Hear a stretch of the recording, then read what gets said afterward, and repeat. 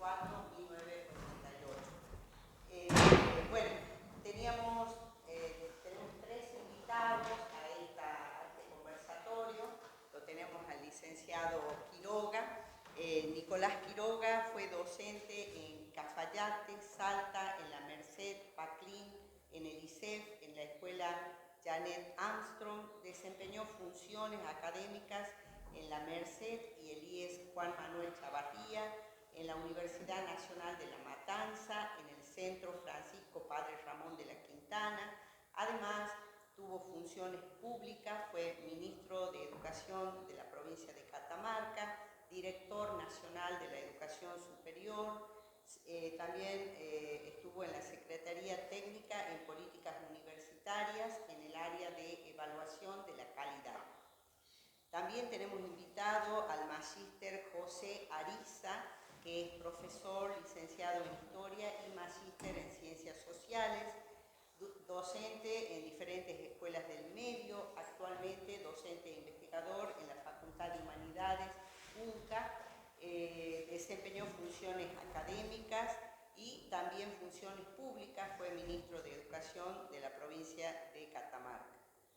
El profesor Ariza se encuentra de viaje, así que nos ha dejado su participación vía video, ¿sí? Así que bueno, lo vamos a escuchar a nuestro invitado y luego vamos a abrir un espacio de preguntas para poder hacer como más activo esta participación. Bueno, y acá viene nuestra tercera invitada. ¿Cómo están? Hola. ¿Qué tal? ¿Cómo estamos? Buenas tardes, ¿cómo les va? Menemita, querida. ¿Cómo están? Bueno, la licenciada Mariana Beltrice. Profesora. No he llegado a ese grado. Profesora Mariana Beltrice, docente también en diferentes establecimientos educativos, comunicadora social y secretaria de Capacitación, Cultura y Educación del gremio CICA. Muy bien. Queda entonces abierto el momento del conversatorio. Bueno. Le vamos a dar la palabra al licenciado Quiroga. La idea es que trabajemos con reflexiones que serán síntesis o flashes, desde la cual aspiramos que sean disparadores que permiten y posibiliten diálogos que nos enriquezcan recíprocamente, porque son temas que es necesario profundizar luego a aquellos que les interesen los temas en otras instancias en las cuales dispongan de más tiempo para ello. Entonces, a medida que nosotros vayamos dejando entre ustedes con nosotros los flashes, estas reflexiones, lo que precisen que hagamos aclaraciones, lo que precisen establecer divergencias o coincidencias, afirmaciones que fueran con lo que necesiten, lo vamos haciendo porque es un conversatorio. Esa es la idea, ¿no?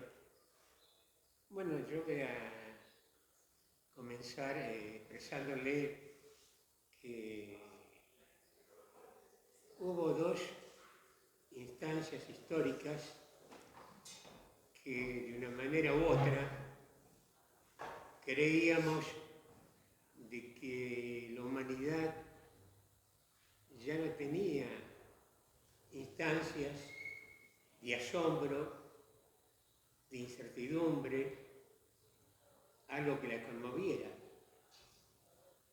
Pero como la humanidad es tan imprevisible, ocurrieron dos hechos que nos llevaron a que nos repensemos, o al menos eso hubiera sido la aspiración que tuviésemos, de que esos dos hechos pudieran llevarlo a repensarlo.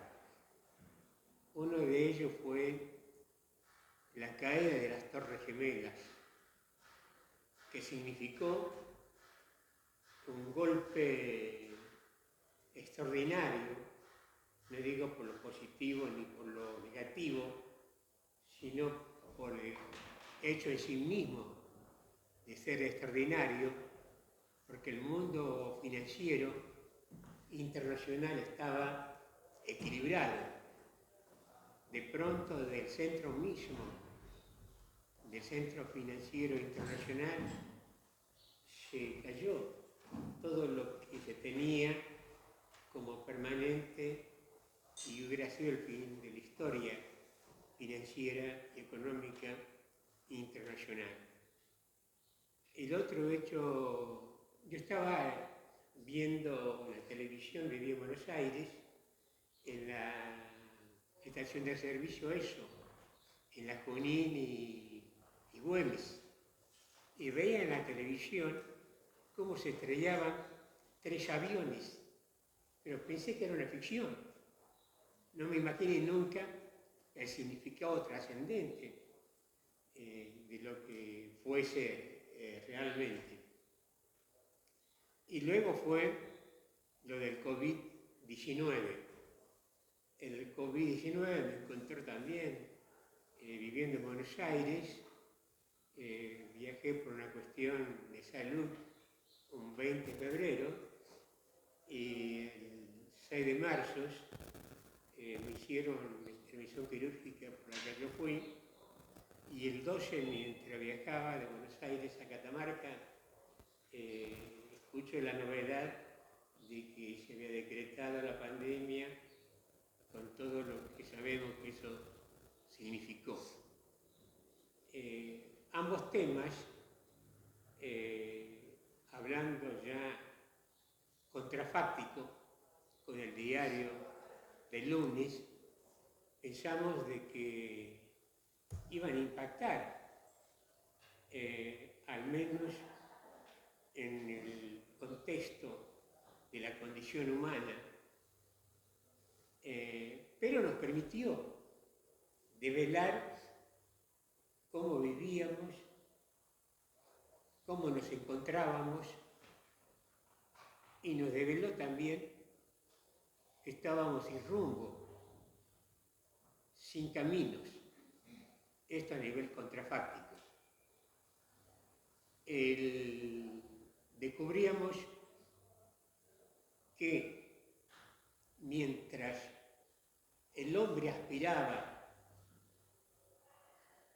con los avances científicos, tecnológicos, en el campo de la informática, en el campo de la comunicación, en el campo de la disciplina, fundamentalmente en el campo de la genética, la eternidad, la inmortalidad. El COVID-19 nos dijo que éramos seres absolutamente limitados, y aún más develó las desigualdades estructurales y profundas que vivíamos a nivel internacional, pero fundamentalmente en América Latina y en nuestro país.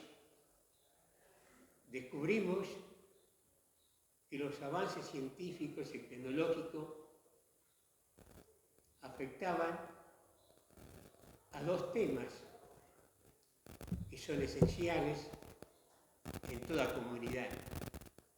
El tema salud. No teníamos la tecnología de avance que suponíamos que debíamos tener.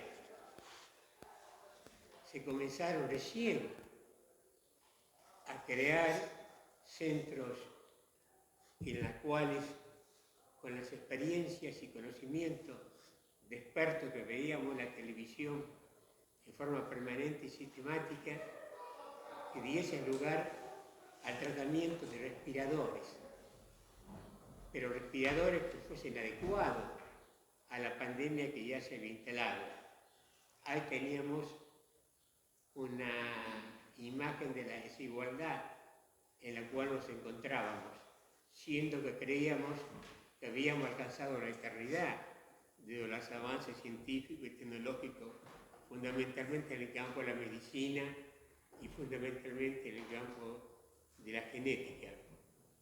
Pero también descubrimos otros temas y que esto hacen a la educación.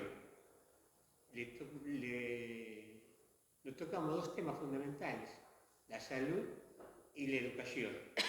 En la educación descubríamos de que no había conectividad, que un 72% aproximadamente de los componentes que hacen al sistema educativo no tenían conectividad.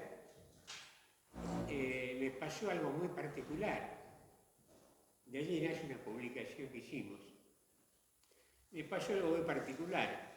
Yo daba clase de filosofía de la educación en el liceo y lográbamos comunicarnos de una manera u otra con los alumnos desde el lugar donde estábamos nosotros. Mi caso particular estaba en mi casa. Y del 100% de alumnos que teníamos, habremos comunicado estableciendo un diálogo con un 25% de ellos. Ya le doy cifras en las cuales nos encontrábamos. Pensábamos que teníamos conectividad y no fue de esa manera. ¿Qué me ocurrió? Que me envió un mensaje un alumno de Belén y me dice: profe, no puedo acceder a los trabajos prácticos que usted ha enviado, por lo cual le solicito que tenga la gentileza de que cuando regrese nuevamente a la cabina telefónica poder entregarle y hacerle llegar de otra manera el trabajo práctico. Se nos presentaba dos cosas.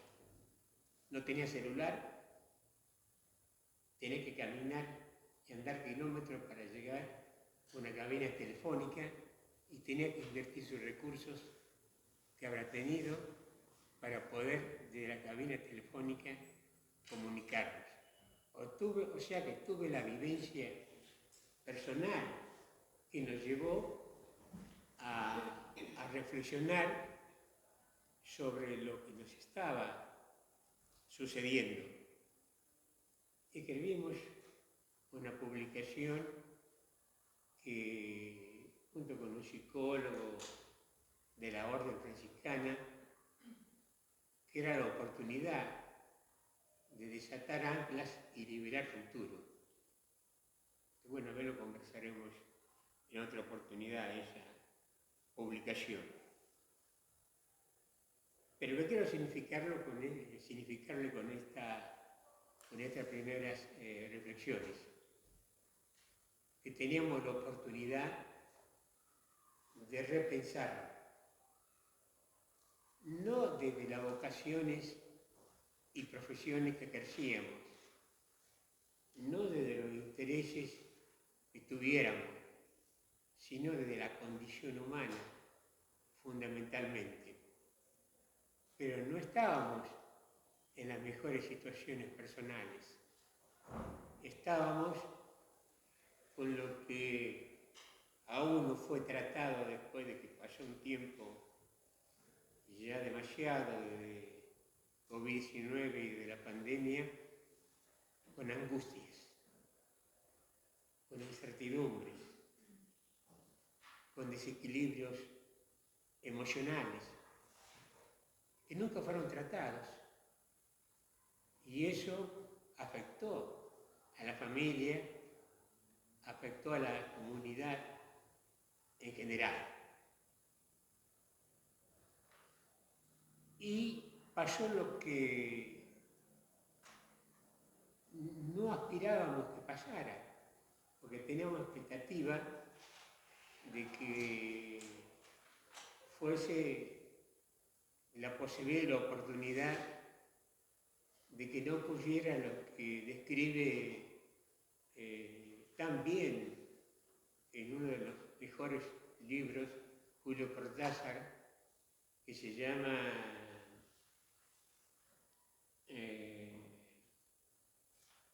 El embotellamiento.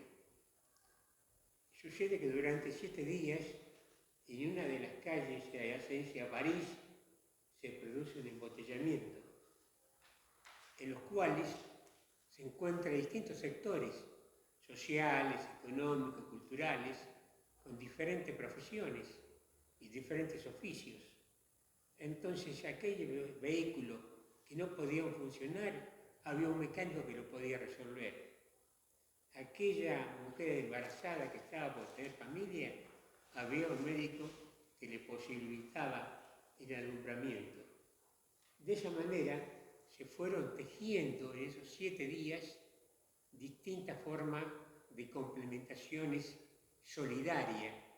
Salía un yo que estaba incorporado y que no era lo habitual en quienes estaban en el embotellamiento. Pasado el 7º día, termina el embotellamiento y sale cada uno disparado hacia París. No quedó nada de esa experiencia. Y eso es lo que nos pasó un poco con la pandemia. De esa experiencia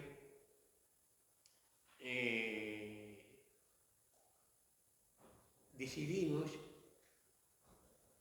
establecer algunas instancias de pensamiento y de reflexiones que nos permitan encontrar caminos, encontrar rumbos, porque estábamos sin caminos y estábamos sin rumbos. Es una reflexión y es un flash.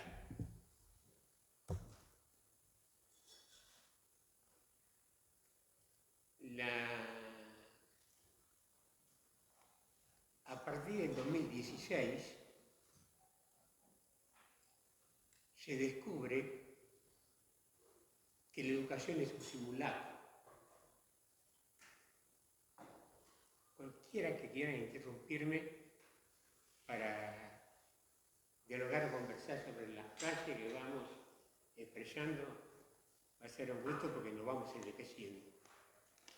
A partir del 2016 descubrimos que la educación es un simulacro, en lo cual el alumno cree que aprende, el docente cree que enseña, la institución educativa cree que es un centro de formación y de capacitación, y la familia cree en el sistema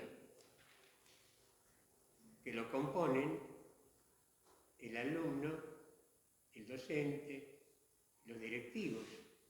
El director creía que tenía la mejor escuela, el supervisor pensaba que estaba ejerciendo la mejor de las supervisiones, y quienes estaban en la conducción política de los sistemas creían de que estaban ejerciendo lo mejor de las conducciones, pero todo era un simulacro.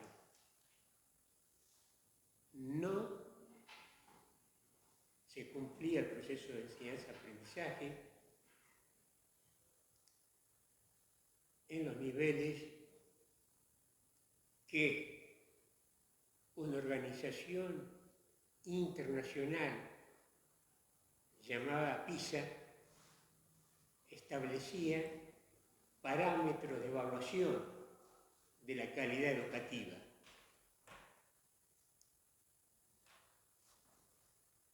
Eso ocurre a partir de 2016, que cuando nos llegan, yo estaba de rector Juan Manuel Chavarría, porque la vida es una película. A veces somos productores, nunca lo fui porque no tengo recursos económicos financieros para eso, otras veces somos guionistas, otras veces somos directores, otras veces somos actores y otras veces formamos parte de los equipos logísticos y de acompañamiento a quienes realizamos de una manera u otra la película. Bueno, de Elías Chavarría me llegó en el 2016 una serie de evaluaciones que debíamos dar cumplimiento. Uno que venía con un camino recorrido, lee el contenido de las evaluaciones que venían desde Buenos Aires, y yo desde el rectorado de Chavarría me negué a realizarla, más allá de lo que pensaran las autoridades educativas superiores a mí, porque realmente no la veía que fuese seria. ¿Seria en qué sentido? Era absolutamente cuantitativa y que no tenía en cuenta los contextos sociales, económicos, culturales, en los cuales se desarrollan los procesos de enseñanza y aprendizaje. ¿Qué es lo que nos decían los resultados a posteriori de las evaluaciones cuantitativas de PISA? PISA es un organismo internacional que, desde una formación y una conceptualización ideológica, política y pedagógica y de intereses, tenían una forma de ser consecuente con un proyecto económico.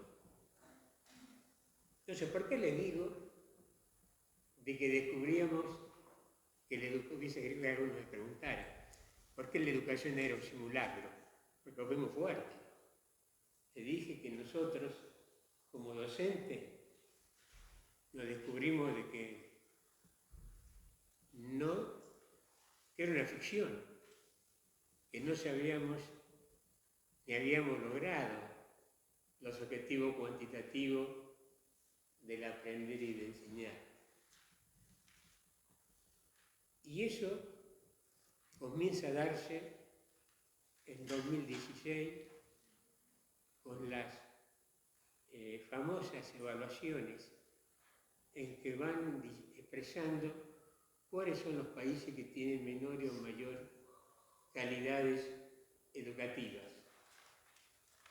La mayoría de los países de América Latina, y en este caso particular de las provincias de nuestro país, son los que daban los peores índices en esa evaluación de la calidad.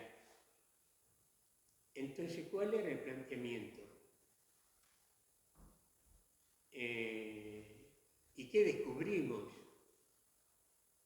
Ya desde un contexto de repensar, que lo había dejado como posibilidades en la pandemia, que había una correspondencia entre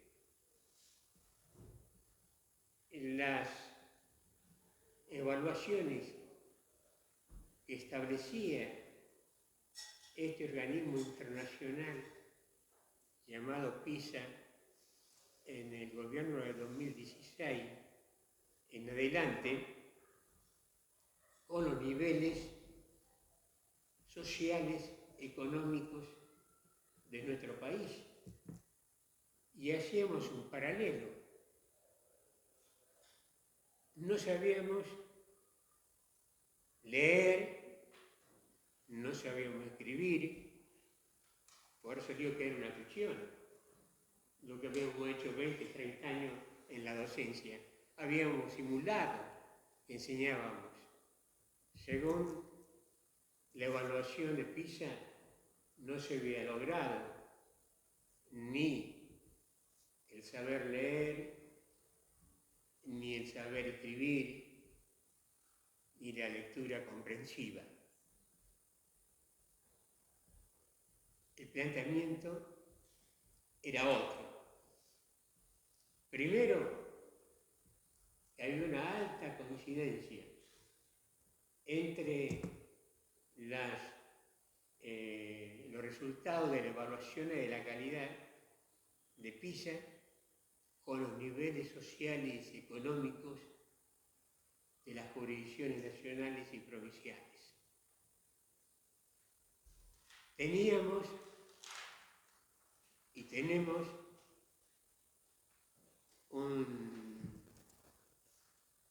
hoy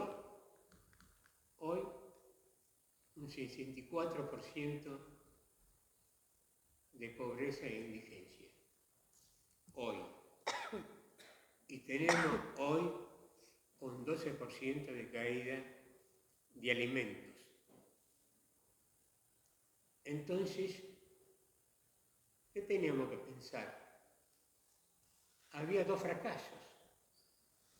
El fracaso nuestro, si somos coincidentes con la análisis de las evaluaciones de PISA,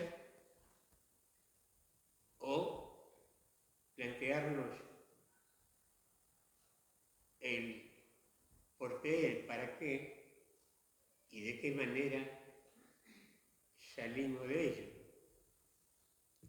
Para eso tenemos que salir de los contextos clásicos y tradicionales de que piensan que la educación no es política. Ninguna educación es neutra.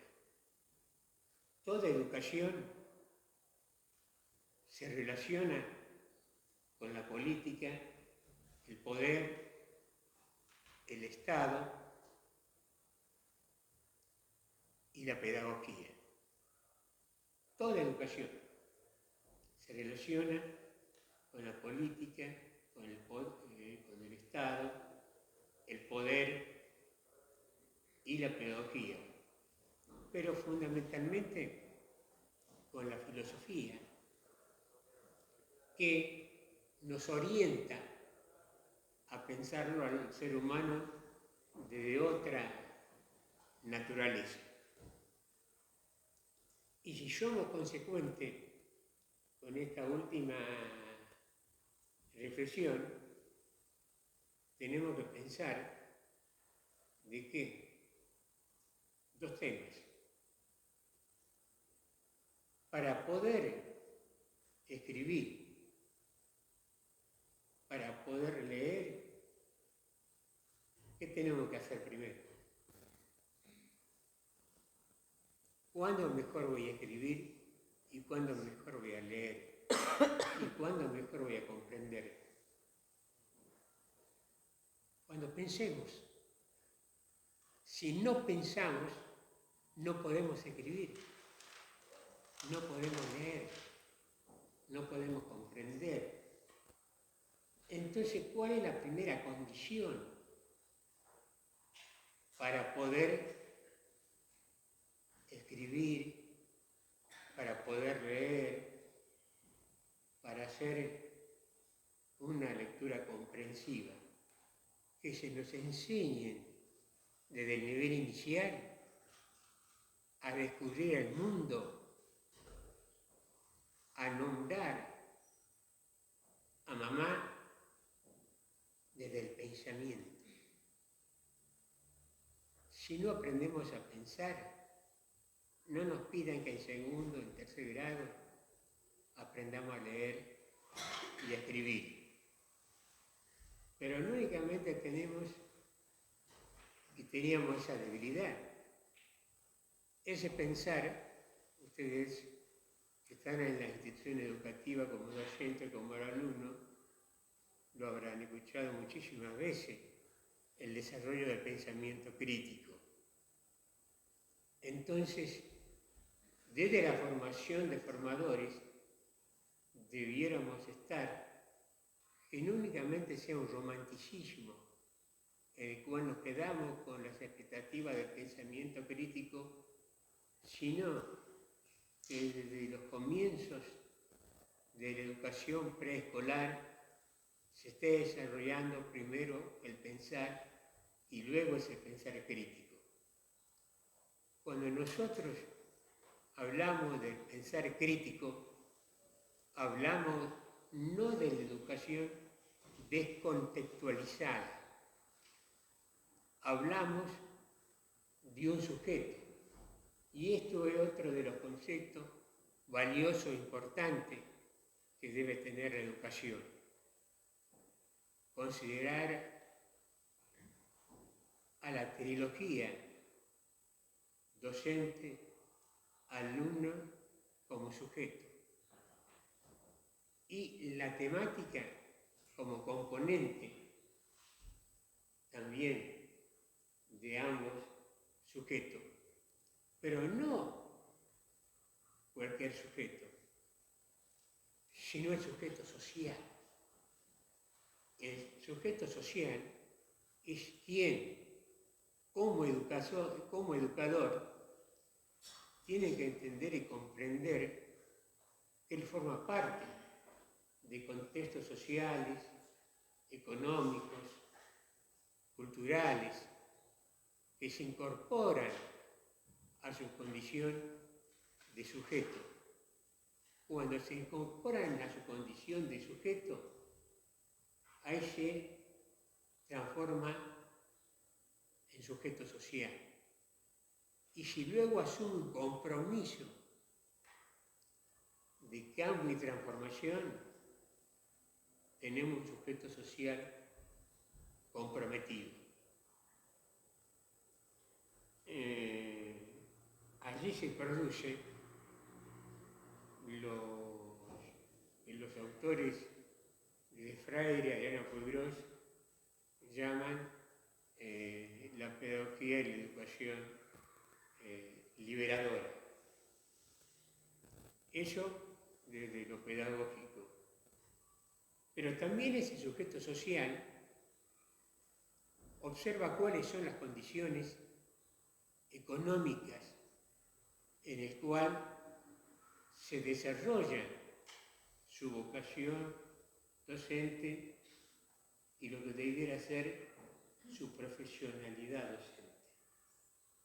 Muchas veces nosotros, por una cuestión de creernos de que no tenemos la suficiente formación para tener igualdad de condiciones que los economistas, que los abogados, que los médicos, creemos que el conocimiento que hemos incorporado en nuestra formación no es un capital, pero sí es un capital, porque hemos invertido nuestro tiempo, nuestros recursos económicos, etc. Pero bueno, cuando ese sujeto social es comprometido, descubre esos contextos sociales, económicos, en los cuales están incorporados y desarrollándose su vocación y profesión. Disculpame, Nicolás, vamos a ensayar para después poder hacer el diálogo. Vamos a escuchar a Mariana. Sí, ya será. Sí. Y esto nos lleva a pensar que ese sujeto social, que es el docente, se descubre hoy, en el cual tenemos familias un 64% bajo la pobreza y la indigencia. Y tenemos un 12% hoy que no tiene la alimentación suficiente. Entonces, ¿qué le vamos a pedir al alumno cuando comienza su etapa escolar? Que tenga el desarrollo neurológico suficiente, porque no hay ninguna posibilidad de que se produzca un proceso de enseñanza-aprendizaje si no hay un desarrollo neurológico en la condición humana. Entonces resolvamos primero la justicia social, que implica planes, programas y proyectos que hagan que la condición humana supere las instancias de la pobreza y de la indigencia y que esté en condiciones luego de desarrollar el pensamiento lógico imprescindible para avanzar en la lectura y para avanzar en la escritura. Para llegar a esto, le dejo para que ustedes lo profundicen y hablo un poquito más de la actualidad y quiero referirme imprescindiblemente a la escuela austriaca. Todos hemos leído en este tiempo, a partir del 10 de diciembre, el tema de la escuela austriaca, de la cual emerge como gobernante democráticamente elegido Javier Milei.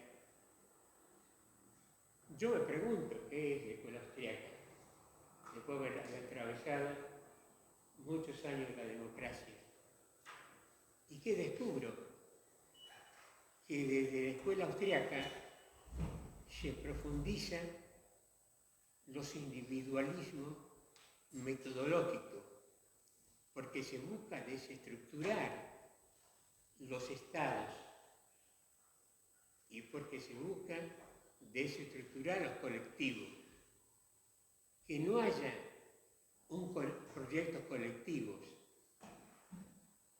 que no haya sujetos sociales comprometidos, que haya individualidades.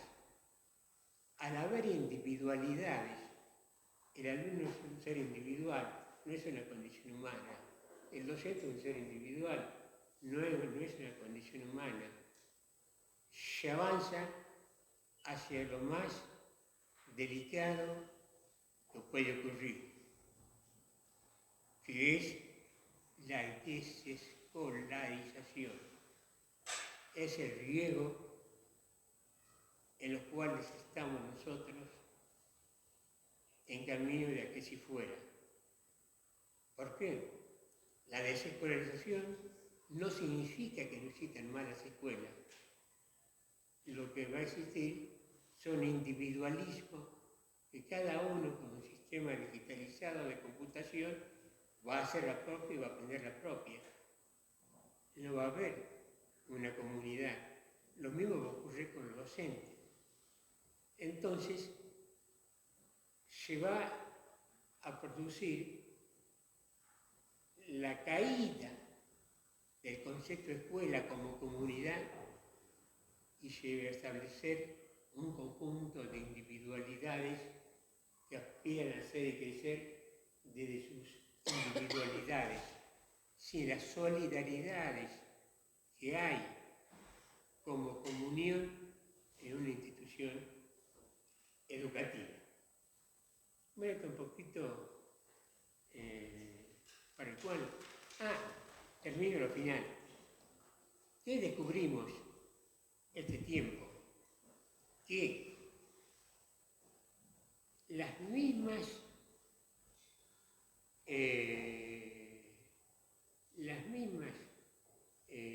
filosofías políticas de quienes hacen y construyen las estrategias de evaluación de las calidades son empresas.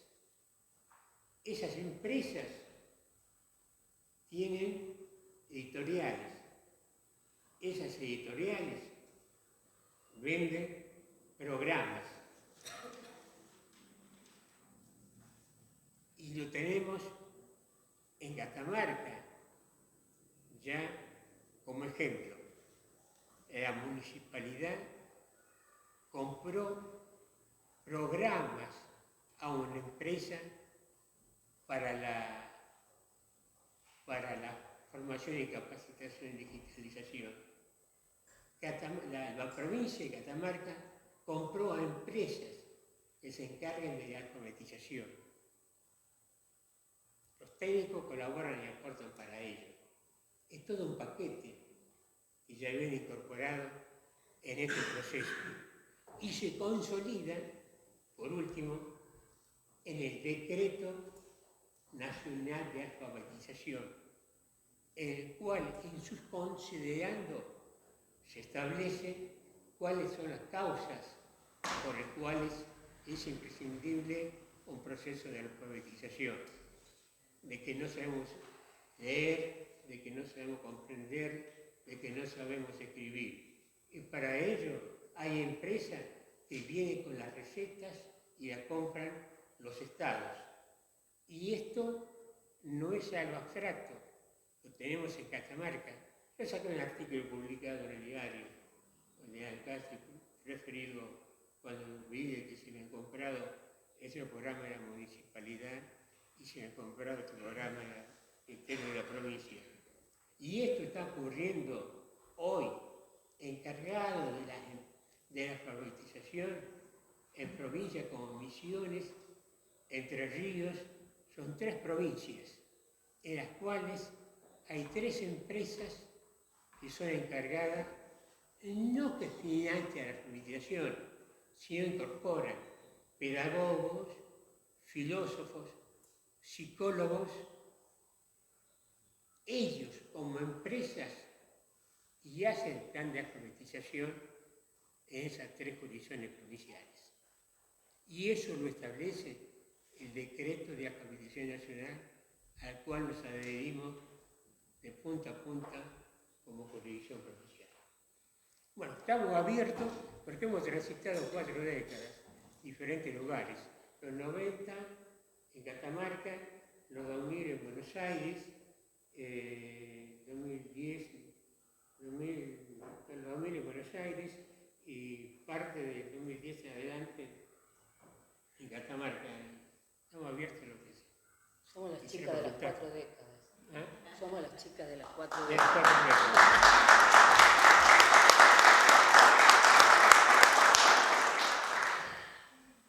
Bueno, ahora escuchamos Gracias. a Mariana. Bueno, yo no sé si voy a tener la amplitud filosófica que ha tomado Nico al plantear el tema. Yo más bien me parecía importante en función, aparte de mi experiencia, contarles un poco qué fue lo que yo viví a lo largo de estos años,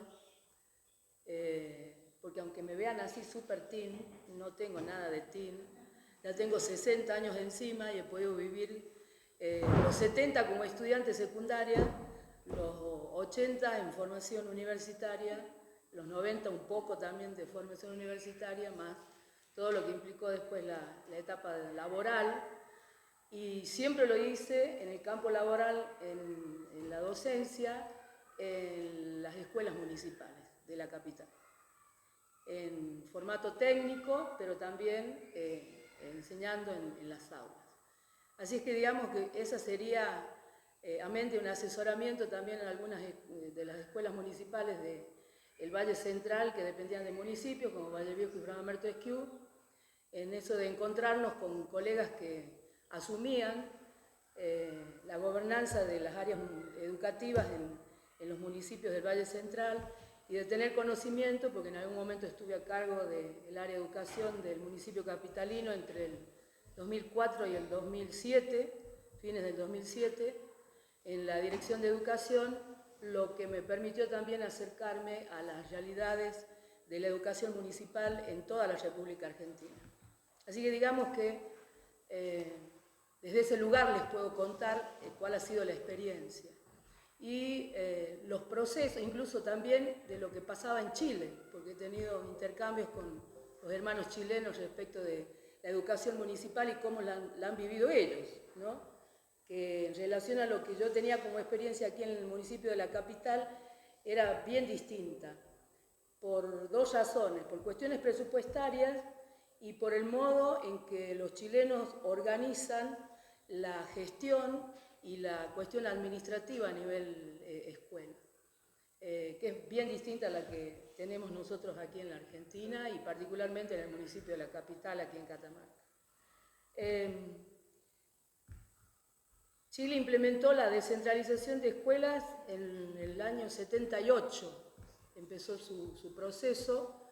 Aquí en la Argentina también vivimos procesos similares y los hemos tenido en el 78 también con el traspaso de casi 6.700 escuelas primarias a las provincias, y después ya vivimos el segundo proceso de descentralización que fue en el año 92, ya con el traspaso de transferencia de más de 3.600 escuelas secundarias y de nivel superior también a las provincias. O sea que se completó en cierto modo ese proceso, y tener en cuenta que fue a partir de la Ley Federal de Educación que se comenzó a entender la cuestión de la descentralización, justamente con esto de pasar en cierto modo el poder de la gobernanza en este campo, específicamente de la educación, a las provincias. Lo que implicaba no solo reducir lo administrativo a nivel nación, sino también el hecho de pasar presupuestos a las provincias. Lo que estamos viviendo hoy, con ley nacional de por medio, que ha sido la gran transición también que hemos vivido en todos estos años, una inversa, digamos, de lo que se propició con la ley federal, ¿sí? Si la ley federal lo que tuvo en cuenta fue la federalización de la República Argentina con esto del traspaso de escuelas a las provincias, la Ley Nacional de Educación intentó hacer lo inverso, desde mi punto de vista, mi humilde punto de vista. Porque también, más allá de que hubo un mayor control del presupuesto y hubo un carácter absolutamente intenso de control de cuestiones curriculares, también se hizo eso en el campo de lo administrativo, ¿sí? De las gestiones. Y aunque se hablaba, y hemos hablado, yo creo que muchos de ustedes, aunque son muy jovencitos la mayoría, se hablaba mucho de que la escuela era la que tenía el poder de gobernarse, poco y nada hemos visto de eso, porque hubo en los últimos años un nivel de control extraordinario sobre las instituciones escolares y poco y nada se dejó a esto de la autodeterminación de las instituciones, de definir una serie de cuestiones que tenían que ver, por ejemplo, con la adecuación de lo curricular y de los contenidos a las realidades que vivían las comunidades, ¿no?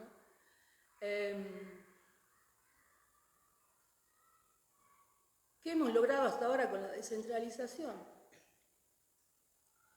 En más de los casos, advertir que es posible dar respuesta ante situaciones de emergencia, como la pandemia que planteó Nicolás, de manera mucho más eficiente que cuando se depende de la administración provincial, por ejemplo. Primero porque se está de manera más cercana con el vecino, se está de manera más cercana con las comunidades, y en este caso la escuela sirvió incluso como centro y administrador de toda una serie de asistencias que se le hicieron a la población con las que la provincia no contaba, porque al ser una administración absolutamente más grande, más abierta y más dispersa incluso a nivel de la administración, no tuvo el nivel de respuesta que tuvieron, por ejemplo, los municipios que sí se convirtieron las escuelas en centros administradores de dar respuesta y sobre todo a nivel escolar durante la pandemia.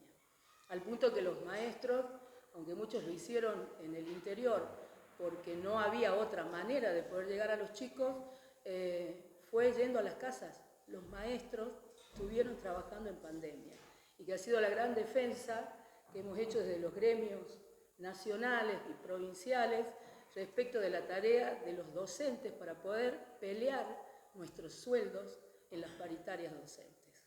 Miren hasta dónde ha llegado el tener que mostrar, o tener que, en cierto modo, dar cuentas de lo que hicimos o no hicimos en la pandemia, a pesar de haber recibido los cachetazos más grandes de la historia, yo creo, de la docencia en la Argentina, y a nivel mundial les cuento que ha pasado exactamente lo mismo. No es solamente una experiencia que la podamos contar nosotros desde aquí, desde Catamarca, sino que la cuentan en todas partes. Nosotros somos parte también como sindicato de docentes de Catamarca de la Internacional de la Educación y por eso tenemos conocimiento de todo lo que pasa en el mundo en materia educativa y nos da la pauta justamente de que las escuelas cercanas a las comunidades son las que mejor respondieron en casos de emergencia. Ahora, la descentralización no solo se da en cuestiones de emergencia. Las decisiones en su momento se tomaron por una cuestión, sí, de lineamiento de índole economicista, por otros tecnocráticos, como se hizo en Chile en su momento, y aquí en la Argentina también con la fuerte idea de la mejora de la calidad en educación. Digamos que podríamos decir que muchos de estos objetivos se diluyen con el tiempo y el único caso que conozco donde, tal vez porque yo soy parte, como docente, como profesional de la educación, de ese proceso es en el municipio de la capital. Por la sencilla razón que los gobiernos que van asumiendo, sean o no del mismo color político, asumen con especial y amoroso compromiso la continuidad de lo que ha dejado el anterior gobierno, que incluso ni siquiera sucede con muchos aspectos, digamos, de la política de los gobiernos municipales en general. Digo, no siempre se sigue la misma política pública respecto de la vivienda, no siempre se sigue lo mismo en materia de administración financiera, no siempre se sigue lo mismo en materia de promoción económica, tampoco en cuestiones de ABL, pero sí aquí en la capital se lo hizo en materia educativa. Que tal vez sea algo para estudiar realmente, ¿no? ¿Cómo fue posible que los gobernantes, a pesar de tener distintos colores políticos, asumieran la cuestión educativa como uno de los roles, fíjense ustedes, y curiosamente, fundamentales que tienen los intendentes y el Consejo Deliberante en este caso? El municipio de la capital, ustedes saben que tiene carta orgánica y en su carta orgánica establece justamente el que tiene a su cargo servicios educativos. En el caso de Valle Viejo, también cuando se dio su carta orgánica, dispusieron el tema de la educación también en la letra de esa constitución y en su momento Fray Mamerto Esquiú hizo lo propio. En la provincia de Catamarca hay un par de localidades que tienen también educación municipal, pero no establecida en todos los niveles como en estas otras jurisdicciones del Valle Central de Catamarca. ¿Qué podemos advertir? Acá sí, yo les estoy hablando de los 90, cuando se implementó el sistema educativo municipal de la capital, 93 se aprobó la ordenanza, 94 se dispuso, ese mismo año se dispuso ya el inicio del sistema y hasta el día de hoy su continuidad, y es el único sistema educativo municipal en la Argentina que cuenta con todos los niveles de enseñanza, incluido el superior. Es un caso, siempre digo yo, es la perla de la educación en la Argentina en materia de descentralización educativa. Y no es inoficioso pensar que los orígenes de la educación pública en la provincia de Catamarca surgieron justamente de la educación municipal. La primera escuela de varones, establecida en la provincia, allá por el siglo XIX, comienzo del siglo XIX, se dio justamente en lo que hoy es era la Biblioteca Herrera, por la calle San Martín, y enseñaba oficios. Y ese es el antecedente más antiguo que tenemos respecto de lo que podemos contar, se entiende como educación municipal. Así que creo que es muy interesante poder advertir que tal vez los grandes hitos estén dados en esto de mejorar la calidad, que ustedes saben en el caso del municipio capitalino y de las escuelas municipales de Valle Viejo y Fray Mamerto Esquiú, tienen ese concepto en la comunidad de que son escuelas donde se enseña bien, ese es el concepto que tiene la gente, donde los chicos aprenden mucho, donde la mayoría de las veces hay educación muy renovada, ¿no? que se actualiza muchísimo, incluso en las escuelas de la capital,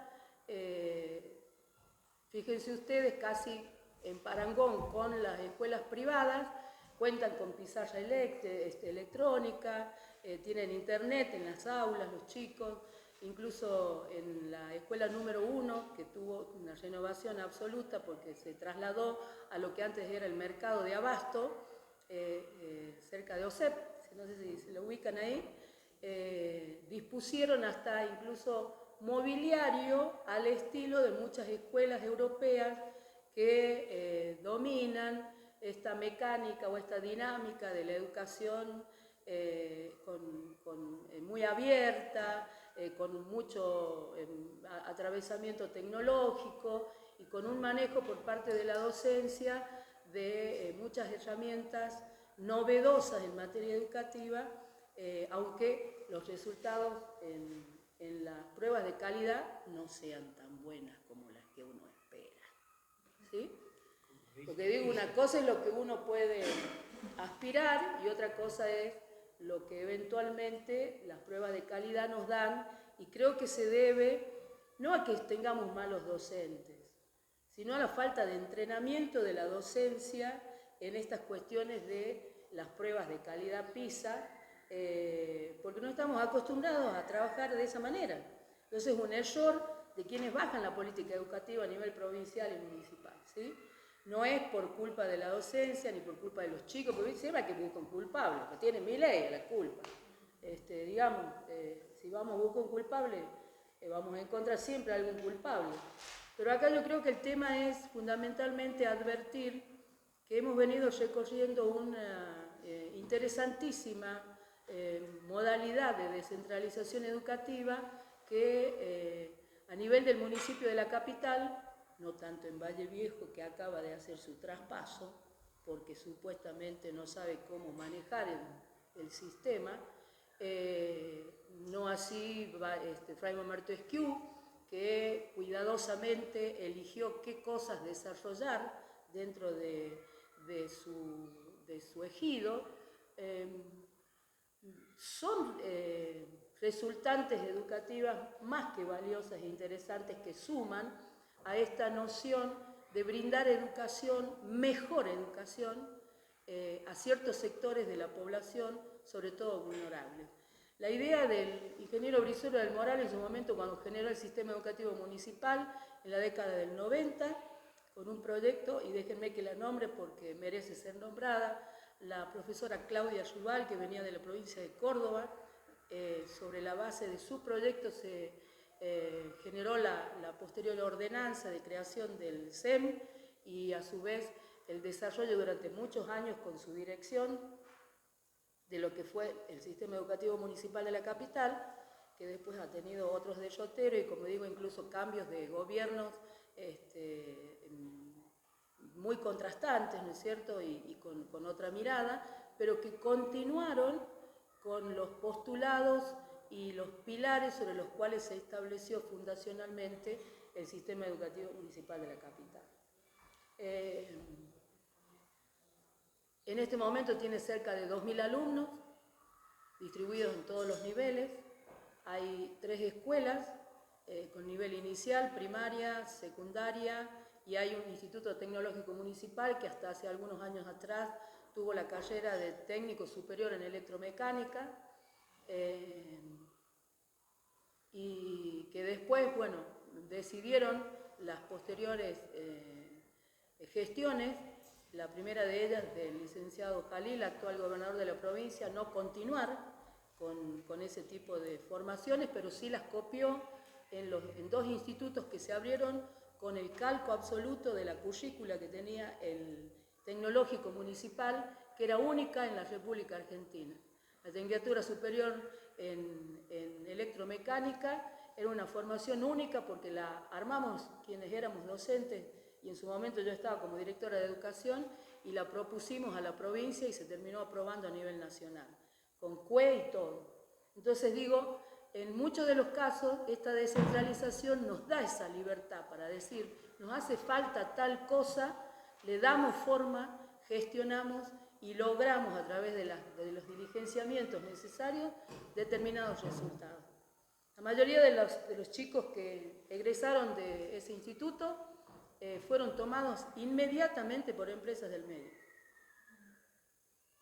Pero digo, fue tal vez en la única administración, las posteriores administraciones, a partir del licenciado Jalil, que no continuaron desarrollando la educación superior en esas características. En este momento el tecnológico lo que hace es dar cursos cortos, sobre todo de capacitación a docentes en el área tecnológica, pero no así al estudiantado con carreras cortas, como era en su momento la intención cuando se dio su creación, de la que puedo decir con mucho orgullo fui una de las inspiradoras. Así es que, y formato que le dio el ingeniero Roberto Díaz para que fuese aprobado a nivel provincia con el formato que tiene en la actualidad. Bueno, son algunas de las experiencias y creo que el equipo de profesionales también que el municipio ha tenido en el gabinete interdisciplinario y de perfeccionamiento docente ha sido también medular en la promoción de muchísimas líneas de generación de política educativa a favor del estudiantado y de las comunidades a las cuales se debía. Así que creo que es interesante desde esa perspectiva advertir que la autonomía municipal en el campo de la educación tiene peso en la medida en que se encuentran profesionales con las suficientes habilidades y competencias para llevar adelante procesos de estas características que requieren evidentemente mucha profesionalización y advertir las adecuaciones necesarias que vemos que resultan en otros lugares del mundo y en otras provincias argentinas.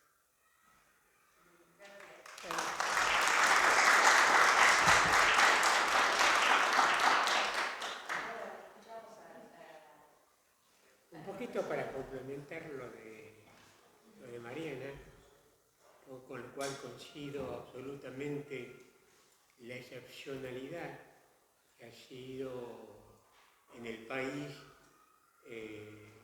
la educación del municipio de la capital, que atravesó distintos funcionarios como intendentes, pero que tuvo una continuidad en los servicios de excelencia y calidad que tiene. Simplemente ella nombró, y con real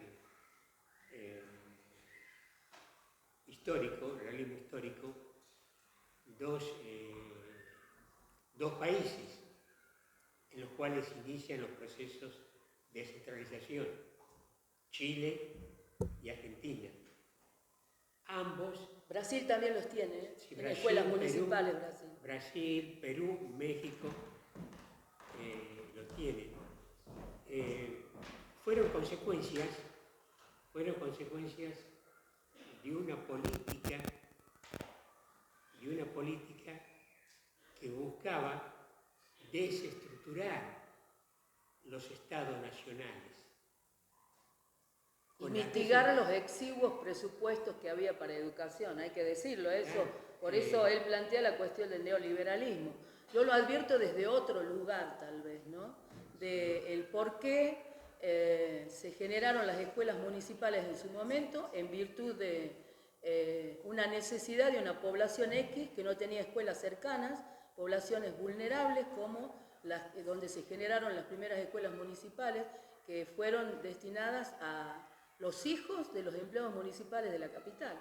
Y la primera escuela fue la que se instauró, la número 1, ahí en el pasaje Narváez, el Principito, que la deben conocer la mayoría de ustedes. Bueno, sí. Perdón, vamos a pasar el video de la profesora Lisa porque está vinculado con lo que están planteando, entonces ya sellamos la parte de exposiciones y de ahí ya sí abrimos el espacio para que ustedes pregunten, hagan sus comentarios, ¿sí? Ya le damos la dinámica del conversatorio y terminamos con esta parte de escuchar a los invitados. Decía que le agradezco porque este tópico, digamos, que toca en mi historia personal. Acá voy a tratar de historiar un poco esta cuestión vinculada a la descentralización. Y respecto al primer punto, o sea, cuál fue mi actuación en referencia a esto, ¿no?, de la descentralización, puedo decir que me tocó la última parte como estudiante universitario y como militante de una agrupación política universitaria, participar de lo que fue algunas reuniones universitarias regionales sobre el Congreso Pedagógico Nacional. Luego la campaña Menem Presidente, donde la JUP, a la agrupación a la que yo pertenecía, con la primera estrella peronista, estuvo fuertemente comprometida y en algún sentido se elaboró, se hicieron un par de encuentros, recuerdo uno en Paraná y otro en Córdoba, donde los estudiantes universitarios estaban diseñando un modelo educativo que, bueno, después nos resultó porque Menem hizo un viraje bastante significativo en un sentido contrario al que nosotros estábamos pensando y proponiendo en ese momento un modelo educativo, ¿no?, que tenía que ver básicamente con la justicia educativa, la inclusión, la igualdad, que eran nuestros valores que, bueno, de algún modo orientaban el proyecto político y educativo. A nosotros nos tocó en ese momento, y hablo desde el 87 hacia el 97, digamos, en esa década, en Catamarca nos tocó la presencia de dos gobiernos muy disímiles, el gobierno de Ramón Sali, de Vicente Sali, y nuevamente de Vicente Sali, y posteriormente el gobierno de Pablo Castillo. Digo disímiles porque el gobierno de los Sali, tanto Ramón como Vicente, se preocuparon por expandir el sistema educativo. Entre 1984 y 1989 se van a crear una cantidad importante de escuelas secundarias en la provincia de Catamarca, además de 15 IES, ¿no? Esto significa un volumen bastante importante en cuanto a expandir el derecho a la educación, llevando a los lugares más recónditos de la provincia la posibilidad efectiva de que se cumpla lo que estaba prescrito ya en una ley de los años 60 y después ratificada en la Constitución reformada de 1988, que establecía la enseñanza secundaria hasta el ciclo básico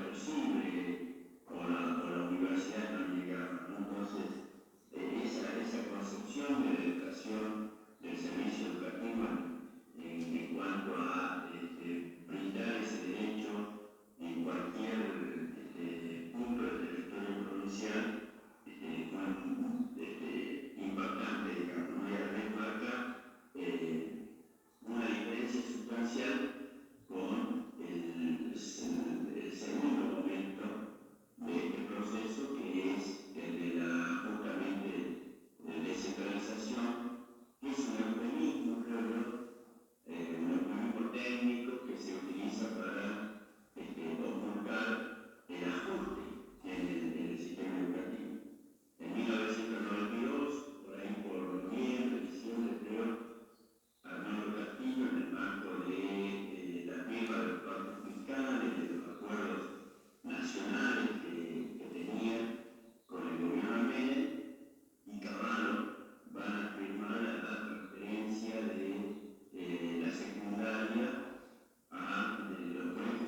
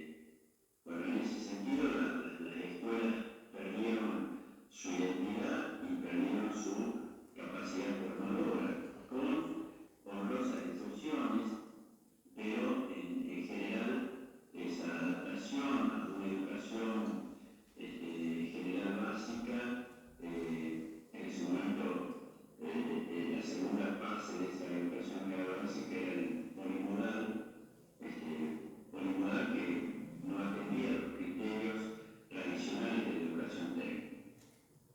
Y por otro lado, la adecuación curricular que implicó esto que es el clásico del término, una derrota del acto educativo, ¿no? Porque acto educativo entendiéndole como la transmisión de los saberes culturales de la generación adulta hacia los jóvenes.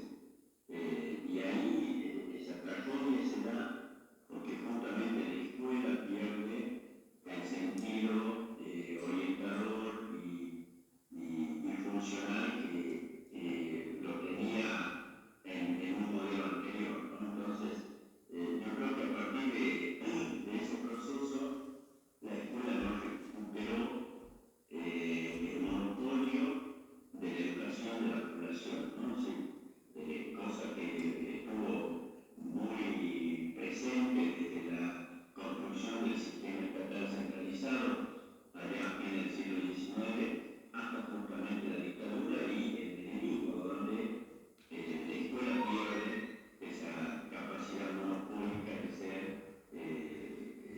donde efectivamente ocurra el acto educativo, entendiéndolo como esa transmisión cultural de las generaciones adultas a las generaciones jóvenes. Y por otro lado, en los 90, con esta descentralización, vamos a perder la capacidad de escolarizar, porque justamente cuando uno mira las cifras de repitencia, de abandono y la incorporación de los jóvenes a la escuela secundaria, bueno, hay en algunos momentos, justamente en los momentos más fuertes de la crisis económica, sobre todo en el 95, después de la crisis financiera, del efecto tequila y el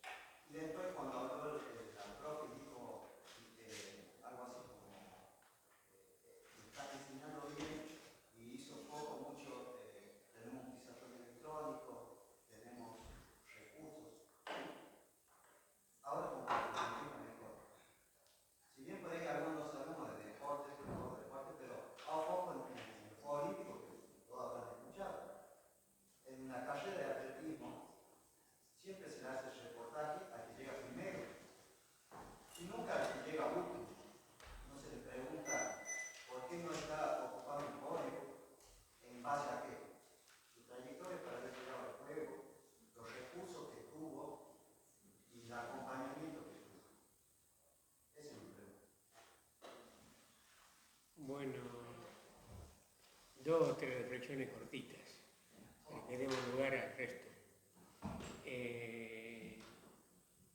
Hablé de simulacro porque yo soy absolutamente contrario y convencido y formo parte de una corriente educativa diferente y distinta.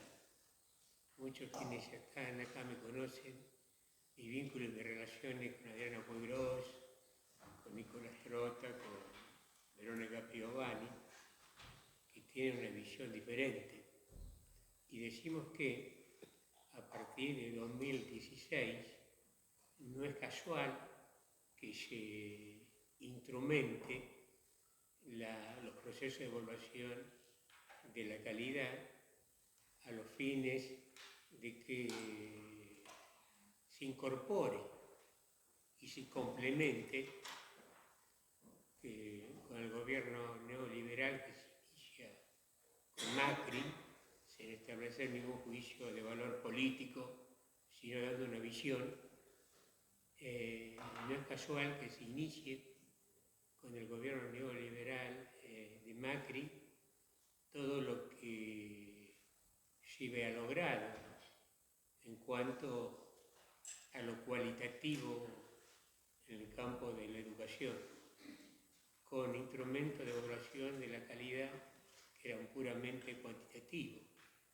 Entonces, desde ese pensamiento, de ese lugar, pareciera que todo lo que hemos enseñado anteriormente es un simulacro. Nos damos cuenta, según el informe de PISA, que los alumnos no sabían aprender a leer, ni escribir, ni comprensión lectora, cosa que estamos totalmente en desacuerdo. Esa era la visión cuantitativa de PISA, que es una empresa internacional que a su vez tiene, como toda empresa multinacional, como tiene Carrefour en Estados Unidos y tiene Carrefour en todos los países. Bueno, en este caso puntual venía con una política de que nada de lo que se enseñó fue constructivo ni fue positivo porque no se sabe leer ni escribir. Entonces hay que avanzar hacia otro modelo educativo que enseñe a aprender a leer y escribir. Ese modelo educativo priorizaba y profundizaba lo que fue en el campo económico, que es la caída del presupuesto educativo destinado a educación que se había implementado en el 2006 con la Ley de Educación Nacional, cuando era ministro de Educación, ya un film que lo tuvimos 2 o 3 veces hace algunos años en Catamarca. En síntesis, no creemos que sea real estas evaluaciones de la calidad que son cuantitativas, no son cualitativas porque están descontextualizadas. El docente en nuestra Argentina, en nuestro país, ha formado generaciones de alumnos y se ha enriquecido con generaciones de alumnos. Y sabemos exactamente, porque hemos atravesado aulas en las cuales no teníamos refrigeraciones, no teníamos calefacciones, llevábamos de recursos propios todos los elementos logísticos para la educación, para la enseñanza, y a su vez no concebíamos, como sigue siéndolo, a un alumno como un objeto de enseñanza, sino como un sujeto social. Y sabíamos que en los contextos sociales, yo cuando enseñaba en el ISEF, me daba cuenta que cuando comenzamos a trabajar en la carrera de Filosofía de la Educación, algunos alumnos se adormecían, como también los profesores de Educación Física veían que sus alumnos a las 9 de la mañana no tenían el mismo rendimiento educativo, porque venían venían con debilidades también de alimentación.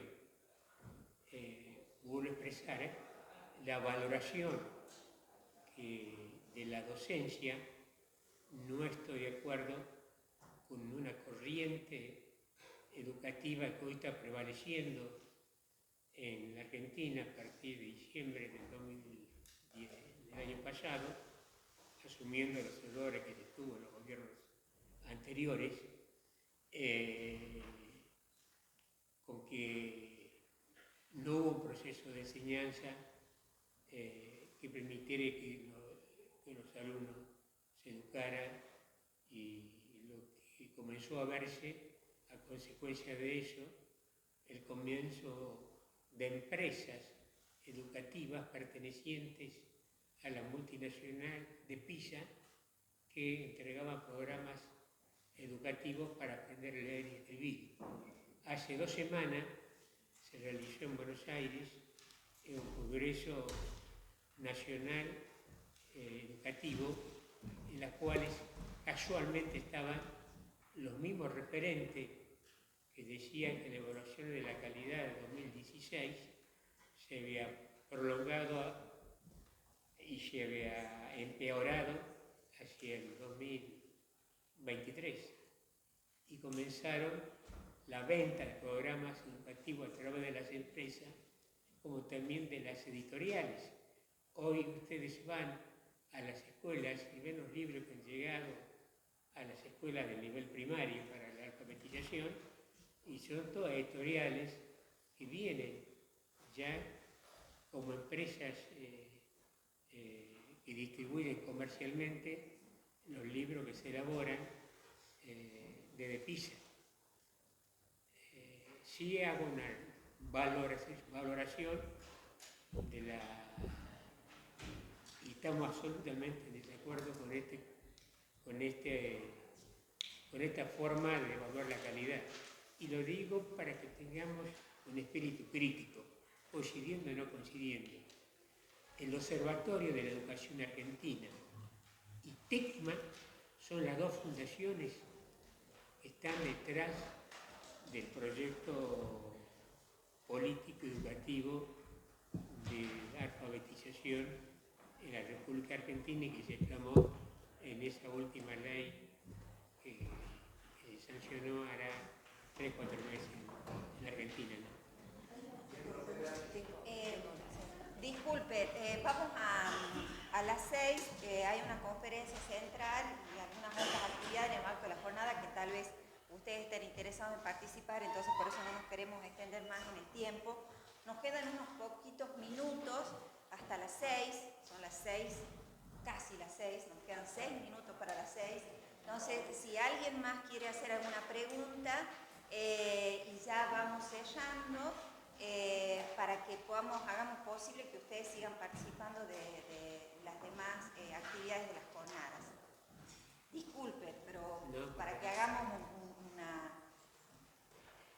un orden en el Ya una cosa, la profe, cuando dijo sobre las escuelas municipales, el dicho de que enseñan bien ahí, está como se llamaba a veces también está el dicho de que también los docentes cobran más ahí. ¿Por qué? Como que se reguló sueldos distintos, no sé si es verdad. Las paritarias se hacen con el intendente de turno. Ajá. No se arreglan como provincia, o sea, provincia tiene su paritaria y los municipios tienen su propia paritaria. Esa es sí se toman, claro. Entonces lo que sí se toman son las pautas eventuales que hay a nivel nacional, de la paritaria nacional, y como vos sabés, eso ha sido cambiante según los gobiernos, los hemos tenido durante los gobiernos kirchneristas, durante el Macri suspendió las paritarias, se volvió a retomar con el gobierno de Fernández, y ahora nuevamente el tema de la paritaria está algo diluido. Cuesta muchísimo poder sentar a las autoridades educativas para acordar cuestiones como el tema de un salario básico que establece lo mínimo. No quiere decir que sea ese el tope, sino que establece un mínimo para considerar el salario docente. Pero a nivel municipal se dan las paritarias con los intendentes. Los acuerdos se hacen con los intendentes. Disculpe, la consulta,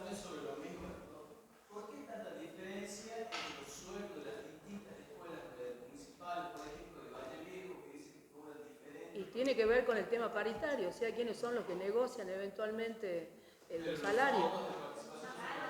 ¿Cómo? Los fondos de provincia no van para los municipios iguales. No son iguales, porque tiene que ver con eventualmente la cantidad de personal que dispones.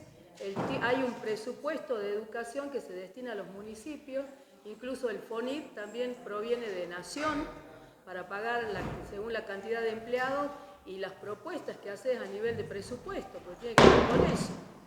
Tiene que ver con los niveles de presupuesto que maneja cada municipio y eventualmente las propuestas que se hacen y si son aprobados esos presupuestos y acordados con provincia, porque hay convenios firmados entre provincias y municipios en ese sentido. Un poquito para afirmar la de ellas, los municipios hoy se ven afectados, porque no únicamente la Nación cortó el FONIT, sino también cortó las partidas presupuestarias para los municipios de la República Argentina en su totalidad. Bueno, Catamarca es la única provincia junto con Chubut y otra más que no me acuerdo ahora cuál es, creo que es una del litoral, que decidió pagar FONIT. Lo hizo el licenciado Jalil y lo hizo aquí en la capital el doctor Sadi con fondos propios, ¿sí? O sea, que se acuerdan esas cuestiones y lógicamente se conversan con quienes representan a los trabajadores de la educación. Y en Argentina, Catamarca es la única que paga con fondos propios FONIT. Porque las otras han declamado sí que lo pagan, pero no lo han pagado todavía. La única provincia en la Argentina que está pagando FONIT es Catamarca. ¿Sí? Bueno, transitamos dos etapas del nihilismo, de no creer en nada, a la esperanza. Y esa es la construcción colectiva por la cual agradecemos a quienes están en esta propuesta de que la educación sea noticia. Es un camino que tenemos que transitar desde el nihilismo, con lo cual estamos, la mayoría de quienes formamos parte de este país, a la esperanza, y la esperanza se construye desde las instituciones educativas. Y desde mi punto de vista, desde lo cercano. Las escuelas municipales de la capital fueron las únicas escuelas que ganaron a nivel nacional la Feria Nacional de Ciencias con pase para ir a Tennessee a representarnos a nivel de las ciencias en las escuelas. Entonces habla también de que es posible lograr calidad y mejora aunque las escuelas sean municipales. O sea, que hay excepcionalidad también en eso y hay, como digo, un tratamiento muy especial en la continuidad educativa. Creo que ahí es donde está el valor de todo lo logrado, ¿no? Para complementar lo que dice, Sí. que coincido, yo creo, esto es una opinión personal, ¿no? Como docente universitaria, me parece que es fundamental lo que ustedes dicen. Yo acuerdo con la cuestión de la esperanza, pero también de una esperanza que tiene que estar sustentada en la lucha por aquellos derechos que nosotros consideramos que son fundamentales para sostener una educación pública, salario digno, condiciones laborales dignas, escuelas en buenas condiciones, y entonces eso implica que la descentralización no es buena o mala en sí misma, sino que depende de en qué lógicas, en qué supuestos está sustentada, y que, nos tiene que aunar la convicción profunda del valor de la educación pública, ¿no? Porque yo creo que la continuidad en esto que vos decías de distintos gobiernos de signo político, pero que el compromiso con la educación pública hace que haya políticas que puedan tener una continuidad, ¿no? Estamos en otro tiempo. Es decir, la esperanza no es un horizonte. A nivel nacional. La esperanza no es un horizonte, es un camino que se transita.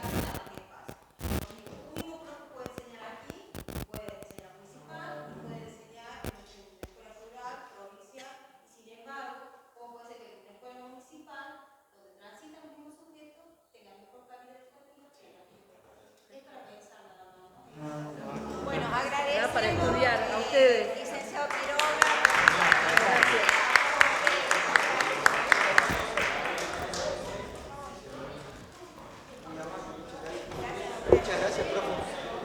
placer, gracias. Muchas gracias, profe. Muy interesante para profundizar. Gracias. Un abrazo, No, che, por favor. gracias.